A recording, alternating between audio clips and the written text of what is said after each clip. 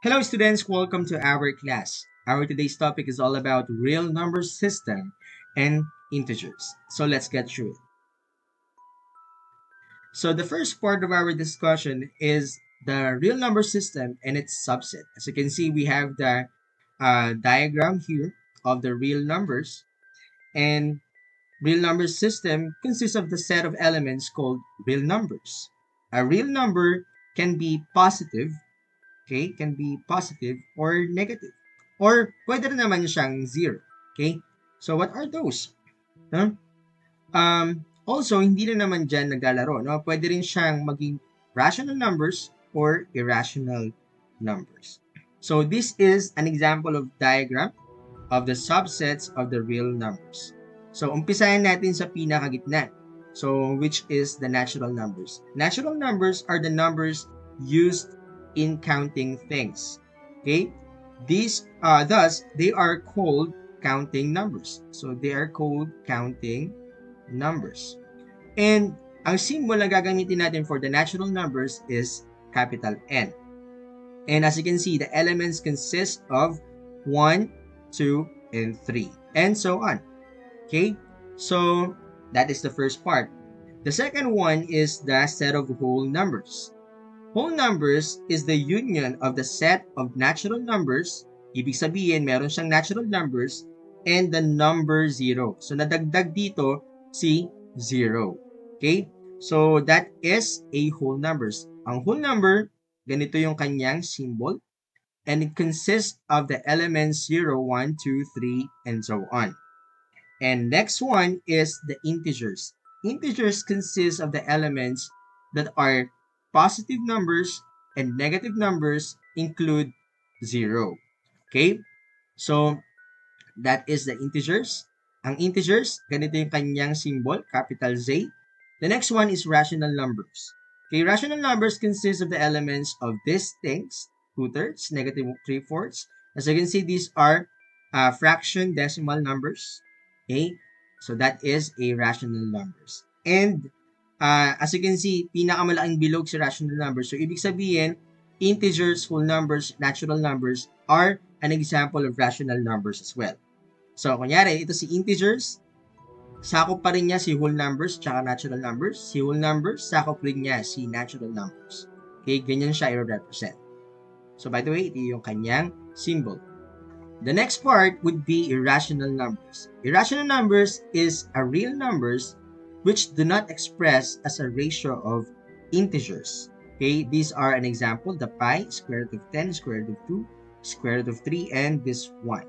Okay, so I will further discuss these irrational numbers in the next discussion, but now let's focus on the topic 2.2.1, the integers in real life. Okay, in this part of our discussion, titingnan muna natin, i-represent natin ng integers sa number line. As you can see, ito yung number line, and the origin would be the 0. Okay? So, the numbers which are to the left of 0 on the number line are called negative integers. Ito naman, yung right ng 0 are called positive integers. Now, 0 is neither positive or nor negative. Okay? Once again, 0 is neither positive nor negative. Hindi siya positive, hindi rin siya negative. The positive and negative numbers are referred to as signed numbers. So these are the signed numbers, the positive and the negative numbers. Okay, now, so this is an example to visualize paano ba ginagamit ang integers in real life. Sabi ko nga kanina, we have the positive symbol. This is the negative symbol. So, i-represent muna natin, identify natin ano na yung mga keywords para malaman natin kung ang problem ay positive or negative. So, the first problem or the first example would be gain of 50 pesos can be denoted by 50. As you can see, the word gain represents the positive. Kaya 50 ang lumabas dito. So, it can be 50 or positive 50. Normally, kapag positive kasi, hindi na natin sinusulat yung positive symbol. Okay? So, the next one is loss of 50 can be denoted by negative 50. Okay? The word loss is the indicator kung bakit yan naging negative 50. Okay? Loss of 50 pesos is a negative 50. Okay, number 3. Going up 3 floors is considered as positive 3. Okay? So yung word na going up, yun yung keyword. That is represented by positive integer. Okay? Kaya, positive 3 yung nandito. Okay? Going down 3 floors is considered as negative 3. Going down is an indicator na yan ay negative. Okay? So, tandaan mo lang, no? Tignan mo lang yung mga keyword na ginagamit dito. No? Gain, positive. Going up, positive. Loss, negative. Going down, negative. Para hindi tayo malito kapag nakakita tayo niyan sa susunod na mga practice exercises natin. Okay. So what about additive inverse? Okay? So, yung word na additive inverse, no, pwede natin siyang i-represent as the opposite para mas maunawaan natin. Opposite of a given number. For example, meron akong 6, no? What do you think is the opposite of 6 on the other side? The opposite of 6 is negative 6. Okay? The opposite of 3 or negative 3 is positive 3. So, ibig sabihin, 6, the additive inverse of 6 is negative 6. The additive inverse of negative 3 is positive 3. And, sabi, paano naman kaya kapag 0, no? 0 is said to be its own opposite. Okay? Yung 0, yun na po yung opposite niya. Okay, so that is the additive inverse. Tandaan nyo lang yung word na opposite para maunawaan ninyo yung additive inverse. Okay, so we are now down to the comparing and ordering integers. And to be able to do that, kailangan mong gumamit ng equality and inequality symbols. So these are those. Okay?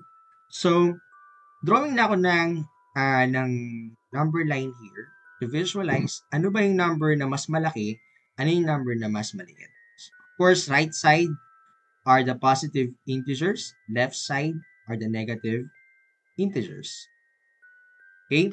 So, kapag ka ang mga numbers ay papunta sa right, ibig sabihin, mas malaki yun. Pag numbers ay papunta sa left, ibig sabihin, nagde-decrease yung mga numbers mo. Okay? All the numbers na nasa right ay bigger number or greater number. Lahat ng mga nasa left ay mas maliliit na numbers. So, an example would be negative 4 and 9. Ano kaya yung right inequality or equality na pwede natin gamitin dyan? Okay? Is negative 4 greater than or less than 9? Ano kaya ang sagot? Okay? Of course, ang negative 4 ay nandito sa right side o sa left side. Okay? Nandito sa part na to. Ang 9 ay nandito sa part na to. Sabihin natin, ang nandiyan yan. Okay? So, ibig sabihin, si 9 ay mas malaki kay negative 4. So, ibig sabihin, negative 4 is less than positive 9. Okay? So, that's the first example. Okay, next, we have 7 and 3. Sino ang mas malaki sa kanila? Kitang-kita naman natin na ang 7 ay nandito sa side na to at ang 3 nandito sa side na to. Ibig sabihin, si 7 ay mas malaki kay 3. So, 7 is greater than 3. Okay? Well, what about this one? 0 and negative 2. Nandito si 0 sa part na to. Nandito si negative 2 sa part na to. Sino mas malaki sa kanila? Okay? Nasa right side si 0, ibig sabihin si 0 ay mas malaki kay negative 2. So, 0 is greater than negative 2. Ito, no? What about negative 2 and negative 1? Sino ang mas malaki sa kanila? Okay? Nandito si negative 2, right? Nandito si negative 1. Sino ang nasa right side? Of course, ang nasa right side ay si negative 1. So, ibig sabihin, mas malaki si negative 1 kaysa kay negative 2. The correct answer would be negative 2 is less than negative 1. Okay? And that's the first part. Okay, so this example, we have to list down the 7, negative 8, negative 7, and 3 from least to greatest. If you imagine, kung nandyan yan sa number line, ang pinakamaliit dito, of course, the least to greatest is pinakamaliit papunta sa pinakamalaki, no? So, ang pinakamaliit dito ay yung malaking number na negative. Okay? So, ang una ko yung susulat is negative 8. Okay? Sumunod is negative 7. Okay? Pangatlo naman, yung positive 3. At pang-apat, yung 7. So, ibig sabihin, ganito yung solution natin kapag i-arrange natin or order natin yung mga integers from least to greatest. Okay, kung gusto nyo ma-imagine yan sa number line, drawing tayo number line dito. So, of course, nandito yung 0. Sabihin natin na nandito yung negative 1. Sulat natin para mas ma-visualize natin. Negative 6, negative 7, negative 8. Okay, dito naman sa kabila, we have 1, 2, 3, 4, 5, 6, 7. Okay? So, negative 8, nandito siya. Papalitan natin ng kulay ko. Nandito si negative 8, di ba? Siya yung nasa pinaka-left side. Okay? Negative 7, nandito siya. 3, nandito si 3. And 7, nandito si 7. Di ba? Pinakamaliit yung nasa left side. Ito yon. Sumunod, ang pinakamalaki yung nasa right side. Punta sa 3 at yung pinakamalaki is 7. Okay? So that's how we order the integers. Kung nahihirapan kayo, pwede kayong gumawa ng number line to basically visualize. Okay? Pero ang technique, kapag ang negative number ay malaking malaki, no? Ibig sabihin, yan ang pinakamaliit na number. Kapag ang number na malaki talaga, na positive, ibig sabihin yan talaga yung positive. Yung pinakamalaking number. Okay? So that is how we order integers. Don't forget to like this video, subscribe to our channel for more exciting lessons, and hit the notification bell. Until next time, keep exploring and unleashing the magic of mathematics.